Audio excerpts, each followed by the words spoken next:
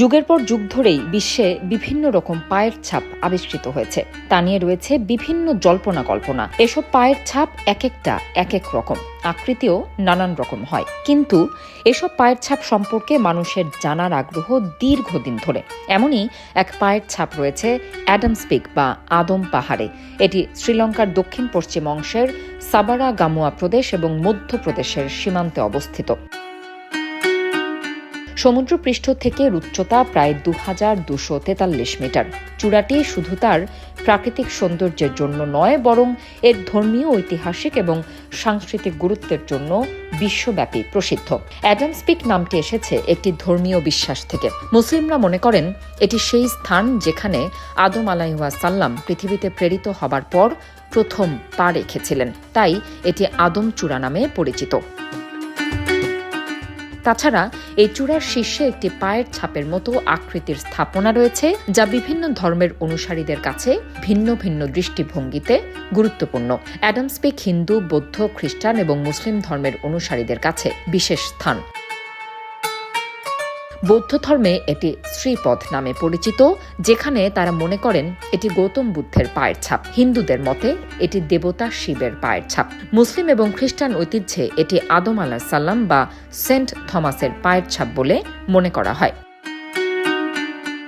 এই ধর্মীয় বৈচিত্র্যের কারণে অ্যাডামস পিক একটি বহুজাতিক এবং বহু ধর্মীয় মিলনের প্রতীক হিসেবে বিবেচিত হয়। মুসলিমদের দাবি অনুযায়ী হযরত আদম আলাইহিসসালামের পায়ের দৈর্ঘ্য ৫ ফুট ৭ ইঞ্চি এবং চওড়া ৪ ফুট ৭ ইঞ্চি। এই বরকতময় পায়ের চিহ্নটি সংরক্ষণের জন্য শ্রীলঙ্কান সরকার একটি ৪ কোণা বিশিষ্ট বিল্ডিং তৈরি করে। সেখানে প্রবেশের জন্য রয়েছে একটি শক্ত লোহার গেট।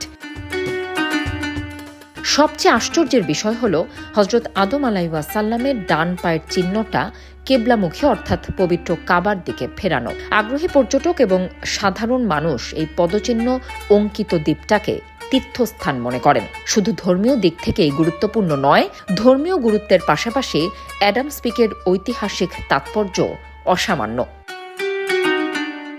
বিভিন্ন প্রাচীন গ্রন্থ এবং ভ্রমণ লিপিতে এর উল্লেখ পাওয়া যায়। প্রাচীন সময়ে এটি বাণিজ্যিক পথযাত্রী এবং তীর্থযাত্রীদের একটি গুরুত্বপূর্ণ কেন্দ্র ছিল। চূড়ার শীর্ষে অবস্থিত পায়ের ছাপটির প্রতি ধর্মীয় ভক্তির কারণে সবসময় এটি একটি জনপ্রিয় তীর্থস্থান হিসেবে পরিচিতি পেয়ে এসেছে। অনেকেই বিশ্বাস করেন অ্যাডামস পিকের একটি অলৌকিক দিক রয়েছে। তীর্থযাত্রীদের মতে চূড়ায় ওঠার পথে তারা আধ্যাত্মিক শান্তি এবং পূর্ণতা অনুভব করেন। এই পায়ের ছাপটি এক রহস্যময় প্রতীক হিসেবে দেখা হয়, যা বিভিন্ন ধর্মের মানুষকে একই স্থানে একত্রিত করে। প্রতি বছর হাজার হাজার পর্যটক এবং তীর্থযাত্রী অ্যাডামস পিক ভ্রমণ করেন।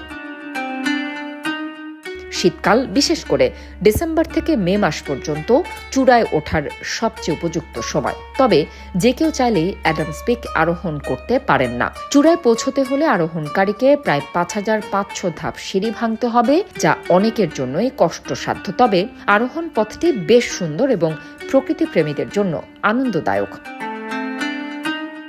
১৯০৩ সালে পদচিহ্ন সম্বলিত পাহাড়ে ওঠার জন্য পাথর দ্বারা সিঁড়ি বানিয়ে লোহার রেলিং দেয়া হয়, যাতে পর্যটকদের পাহাড়ে উঠতে কোনো ধরনের সমস্যায় পড়তে না হয়। তবে পাহাড়ের শীর্ষে যেতে হলে কমপক্ষে ১২ থেকে ১৬ ঘন্টা সময় লাগে। ভৌগোলিক দিক থেকে অ্যাডামস পিক অত্যন্ত গুরুত্বপূর্ণ। এটি শ্রীলঙ্কার অন্যতম প্রধান নদীগুলোর উৎসস্থল এবং এর আশেপাশের বনাঞ্চল জীববৈচিত্র্য পরিপূর্ণ। স্থানটি পরিবেশগত সংরক্ষণে একটি গুরুত্বপূর্ণ ভূমিকা পালন করে। তবে এখানকার পায়ের ছাপের রহস্য সম্পর্কে বিজ্ঞানের ভিন্ন ভিন্ন ব্যাখ্যা রয়েছে। বিজ্ঞানীরা মনে করেন এটি প্রকৃতির এক ধরনের প্রাকৃতিক গঠন বা প্রাচীন স্থাপত্য। যদিও এই মতামত ধর্মীয় বিশ্বাসের সঙ্গে সম্পূর্ণরূপে মেলে না, তবে এটি স্থানটির ঐতিহাসিক গুরুত্বকে কোনোভাবেই অস্বীকার করে না। অ্যাডামস পিক শুধুমাত্র একটি পর্বত নয়, এটি একটি সাংস্কৃতিক, ঐতিহাসিক এবং আধ্যাত্মিক কেন্দ্র। প্রকৃতি এবং মানুষের বিশ্বাস এখানে মিশে গেছে, যা এটিকে বিশ্বের একটি অনন্য স্থান হিসেবে গড়ে তুলেছে।